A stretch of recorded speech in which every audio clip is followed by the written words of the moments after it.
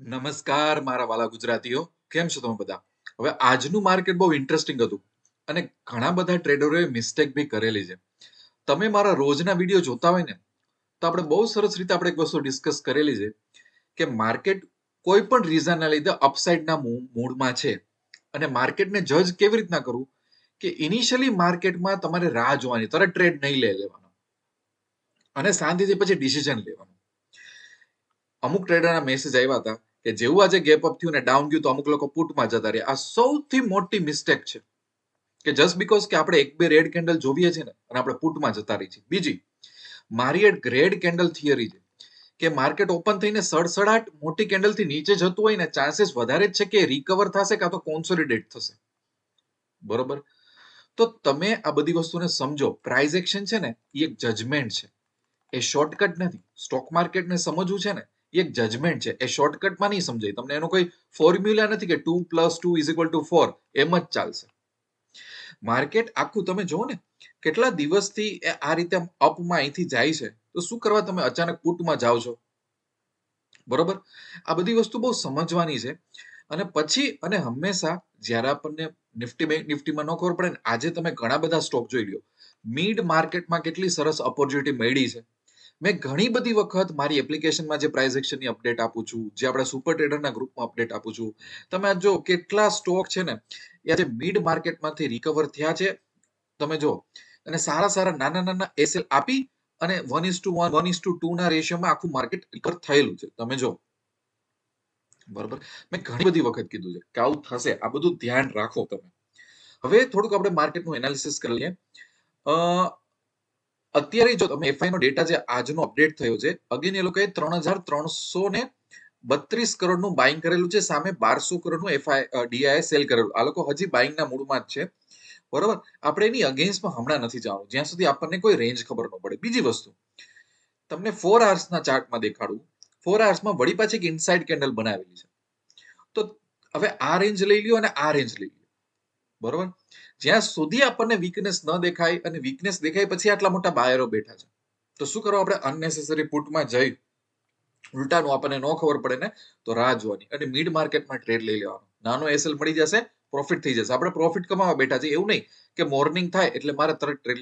અહીંયા જો ઉપરની સાઈડ એક ઇનસાઇડ કેન્ડલ અહીંયા 4 આવર્સમાં બતાવેલી છે. હવે આ રેન્જ નીચે બ્રેક થાય છે, ઉપર બ્રેક થાય છે, કઈ રીતે બ્રેક થાય છે, કેવું મોમેન્ટમ આવે છે, એના પર ઘણા બધા સેન્ટિમેન્ટ ડિપેન્ડ કરતા હોય. એવું નહીં કે મોર્નિંગ થાય તરત મારે ટ્રેડ લઈ લેવો છે.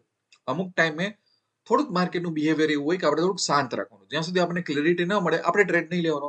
આપણો આપણો એમ શું છે? પ્રોફિટ કમાવાનો. આપણો એમ એવું નથી કે ટ્રેડ લેવાનો એમ છે. તો ઘણા લોકો એવી રીતના એક્ટિંગ કરે છે કે જેનો એમ એવો હોય કે એ લોકો ટ્રેડ લેવાનો એમમાં બેઠા છે. એવું ના હોય. આપણો એમ છે પ્રોફિટ બનાવવાનો. બીજી વસ્તુ આપણે ખાસ કરીને જે નિફ્ટી મિડ કેપને જોઈએ છીએ અને જે રીતે સ્મોલ કેપને જોઈએ છે, તો બહુ સારી રીતે સ્મોલ કેપે નીચેથી બહુ સરસ રીતે રિકવર થયું છે.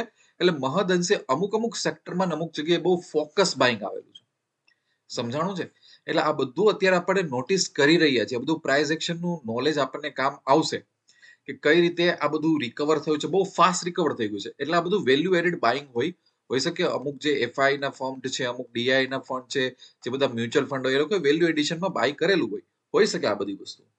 બરોબર, તમે એસઆઈપી કેવું કરતા હશો, થોડું થોડું રિટર્ન તમને દેખાવા માંડ્યું હશે. જે તમને લોસ થયો હશે થોડો થોડો કવર થશે, બહુ નહીં થાય પણ હા થોડો થોડો તમને કવર થતો દેખાણો હોવો જ હશે. એટલે માર્કેટે રિકવર કરેલું છે. બીજી વસ્તુ, બેંક નિફ્ટી આપણું ઓલ ટાઈમ હાઈ હતું અને છે, તો પછી અનનેસેસરી પુટમાં જવાનો કોઈ મતલબ નથી. હજી હું તમને કાલનું કહું છું. કાલે આપણે એ જ રીતે માર્કેટને જજ કરું છું કે એનું ઇનિશિયલ બિહેવિયર કેવું છે એ પ્રમાણે. અને અત્યારે હજી એગ્રેસિવ પુટમાં જવાનો ટાઈમ નથી. માર્કેટમાં પુટમાં જવાનો આપણને એક બે દિવસ એવા જોશે કે એકદમ વીક ક્લોઝ થાય, કે હાઈ ક્રોસ જ ન કરી શકે, મિડ માર્કેટમાં રિકવરી ન આવે, ત્યારે હું કઈક એગ્રેસિવ પુટનો વિચારીશ. બાકી હું એગ્રેસિવ પુટનો નહીં વિચારું. આ આપણી એક સરસ મજાની થોટ પ્રોસેસ હોવી જોઈએ એઝ અ ટ્રેડર. બીજી વસ્તુ, મેં ઇન્ડિયામાં બહુ સરસ એક ચેલેન્જ સ્ટાર્ટ કરી છે જેનું નામ છે રણભૂમિ. રણભૂમિ ખાસ કરીને તમે મને ટેલિગ્રામમાં મેસેજ કરી શકો કે સર મારું નામ આ છે, મારી કેપિટલ આટલી છે, મારો ગોલ આ છે. એ પ્રમાણે હું તમને મારી પોતાની એક સ્ટ્રેટેજી આપીશ. બહુ સરસ. બરાબર, એ સ્ટ્રેટેજી તમે ટ્રાય કરો, યુઝ કરો. પછી કોન્ફિડન્સ આવે ને તો તમારી કેપિટલ ઉપર આપણે એક કે બે વર્કશોપ બનાવીએ છીએ કે તમારે હેજિંગ બાજુ જવું છે કે નોન હેજિંગ બાજુ, કે ઓપ્શન બાઇંગ ઇન્ટ્રાડે કરવું છે એ રીતે. તો મંથલી ઇન્કમ વર્કશોપ જોઈન કરો. આની આખી મેન્ટરશિપ છે. પણ પહેલા તમે મારી પાસેથી સ્ટ્રેટેજી શીખો. તમે પોતે ચેલેન્જ લ્યો. હું ચેલેન્જ આપું છું તો તમે ચેલેન્જ લ્યો. તો તમે મને રણભૂમિનો મેસેજ કરી શકો ટેલિગ્રામમાં. હું તમને ગાઈડ કરીશ કે કઈ રીતે આપણે આગળ વધવું છે. એમ એ છે કે ટ્રેડરને આપણે કઈ રીતે સાચા રસ્તાથી કેપેબલ બનાવી શકીએ. હજી જોજો, કાલ સવારે હજી પેશન્સ રાખજો. પેશન્સ હશે તો પ્રોફિટ આવશે. બહુ ઉતાવળ ન કરતા, માર્કેટને સમજો પહેલા. મળશું આપણે બીજા દિવસે. ત્યાં સુધી wish you lots of love and happiness.